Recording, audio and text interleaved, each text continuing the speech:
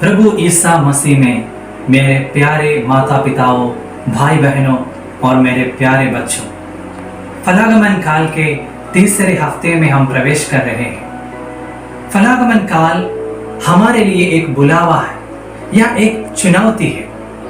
प्रेषित कलीसिया में प्रेषित बनकर, प्रभु ईसा मसीह के प्रिय पुत्र पुत्रियां बनकर कलीसिया को बढ़ावा देने में हमारा महत्वपूर्ण योगदान को समझने के और उसे स्वीकार करने की एक बुलावा है या एक चुनौती है।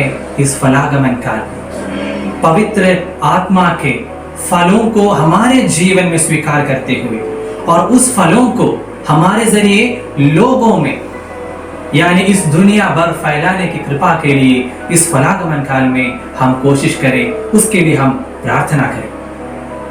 आज का पहला पाठ में विधि विवरण ग्रंथ अध्याय 5 में हम देखते हैं कि ईश्वर मूसा द्वारा अपनी प्रजा इस्राएल को 10 आज्ञाएं देते हैं और इस 10 आज्ञाएं हमें सुपरिचित है।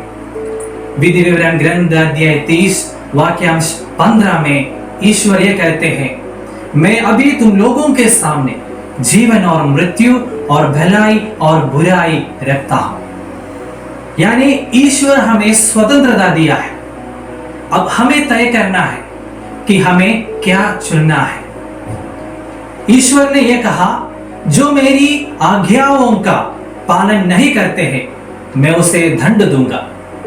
और ईश्वर ने यह भी कहा कि जो मेरी आज्ञाओं का पालन करते हैं मैं उसे पीढ़ियों तक आशीष दे दूंगा। यही वाक्य हम विधि विवरण ग्रंथ अध्याय 5 वाक्यांश 10 में देखते हैं। ईश्वर ने कहा, जो मुझे प्यार करता है और मेरी आज्ञाओं का पालन करते हैं मैं उसे हजारों पीढ़ियों तक आशीष उनके ऊपर बरसाते रहूंगा।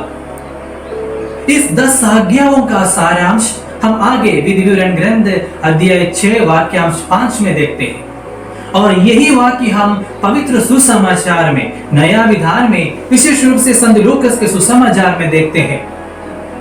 ईश्वर ने कहा, इस्राएल तुम सुनो, तुम अपने प्रभु ईश्वर को सारी शक्ति से, सारी हृदय से, सारी आत्मा से प्यार करो। जिस प्रकार नया विधान और पुराना विधान द्वारा ईश्वर हमें यह बता दिया है कि हमें हमारे प्रभु ईश्वर को सारी शक्ति, सारी आत्मा और सारी हृदय से प्यार करना है, उसी प्रकार हमारा इस जीवन द्वारा ईश्वर को प्यार करने के लिए हम कोशिश करते रहे।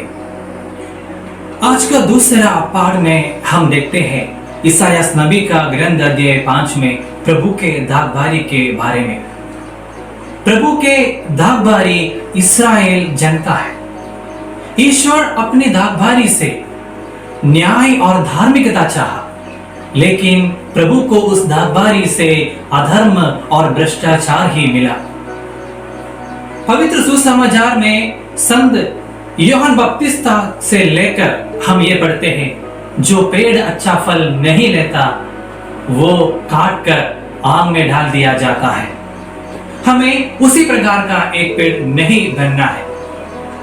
संत यूहन्ना का सुसमाचार में अध्याय 15 वाक्यांश 1 से लेकर वाक्यों में प्रभु ईसा मसीह कहते हैं, मैं दाख लेता हूं और तुम ढालियां।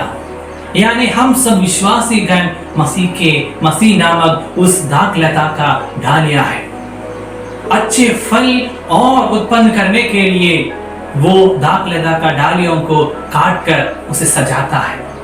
यानी जब हमारे जीवन में किसी प्रकार का समस्याएं, दुख, संकट या परेशानियां आ जाते हैं तो हमें डरने की कोई जरूरत नहीं है।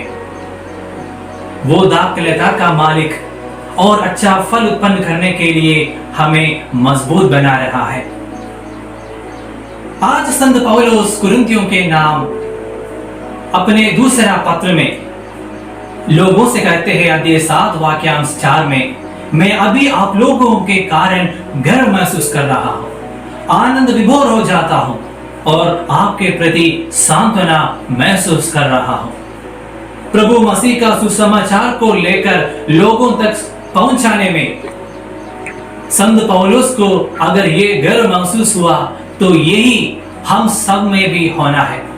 कलीसिया के प्रिय संतान बनने के कारण हमें भी ये गर्व हमारे जीवन में महसूस होना है, ये आनंद हमारे जीवन में हमें महसूस करना है, ये सांत्वना हमें हमारा इस प्रेषित आय कार्य में हमें महसूस करना है। पारिवारिक जीवन में प्रभु का कार्य को आगे लाने वाले माता पिताओं में भी ये गर्व महसूस होना है। स्कूलों में अपने बच्चों को ईश्वर के प्रेम के बारे में संदेश सुनाने वाले सब शिक्षक गणों में भी ये गर्व और आनंद महसूस होना है। वैसे प्रभु के कलीसिया को आगे ले जाकर फल उत्पन्न करने वाले एक अच्छा पेड़ बनने के लिए हम सब कोशिश करें। आज का पवित्र सुसमाचार में हम देखते हैं कि प्रभु मसीह ने ये कहते हैं, जब तक मैं संसार में हूं तब तक इस संसार का ज्योति मैं हूं। प्रभु ईसा मसीह आदि और अंत है, वो संसार की ज्योति। आज हम देखते हैं जन्म से अंधे हुए एक व्यक्ति को दृष्टि दान देता है, यानी उस व्यक्ति का जीवन से अंधकार को मिटाकर वहां नई रोशनी लाते हैं। प्रभु ईसा मसीह हमें यह समझाते हैं अध्याय 9 वाक्यांश 3 द्वारा, जो व्यक्ति जन्म से अंधा है या लंगड़ा है, ये इसलिए नहीं कि उस व्यक्ति ने पाप किया या उस व्यक्ति के माता पिता ने पाप किया, ये इसलिए है कि उस व्यक्ति को चंगाई देते हुए ईश्वर अपना सामर्थ्य प्रकट करते हैं। हमें मालूम है ईश्वर विविध रूपों में अपना सामर्थ्य प्रकट करते हैं। कभी कभी लोगों को चंगाई करते हुए ईश्वर अपना सामर्थ्य प्रकट करते हैं, और कभी कभी उन निरे व्यक्तियों को विशेष अनुग्रह देते हुए, गुणों देते हुए ईश्वर अपना सामर्थ्य प्रकट करते हैं। आज हम देखते हैं प्रभु ईसा मसीह मिट्टी पर थूक कर और उस मिट्टी को मिलाते हुए उस अंधे व्यक्ति को आंखों में लगाते हैं और उसे दृष्टिदान वापस देते हैं। प्रभु को ऐसे करने की कोई जरूरत नहीं था, लेकिन मसीह ने ये इसलिए किया क्योंकि ईश्वर के अदृश्यमय कृपाओं को हमारे जीवन में लाने के लिए ईसा मसीह नामात्र चिन्हों का उपयोग किया। हमारे कलीसिया के 7 संस्कारों में भी ये हम देखते हैं कि चिन्हों का उपयोग करते हैं, जैसे कि पानी, तेल आदि।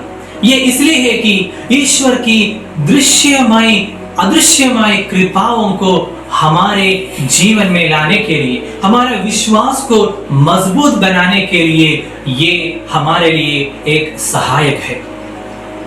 आज ईसा मसीह हमें ये समझाते हैं कि हमें उस फरीसी लोगों के जैसे नहीं होना है, जो प्रभु ईसा मसीह के सारे चमत्कार देखने के बावजूद भी ये सब नहीं देखा, ये मनोभाव रखने वाले उस फरीसी लोगों के तरह हमें नहीं बनना है।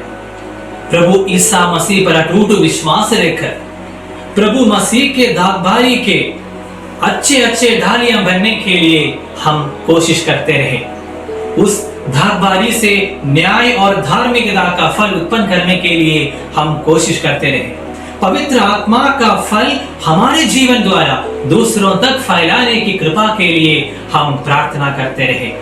इस फलागमन काल में ईश्वर के करीब और आकर ईश्वर के साथ रहकर एक जीवन जीने के लिए हम सदा कोशिश करते रहे।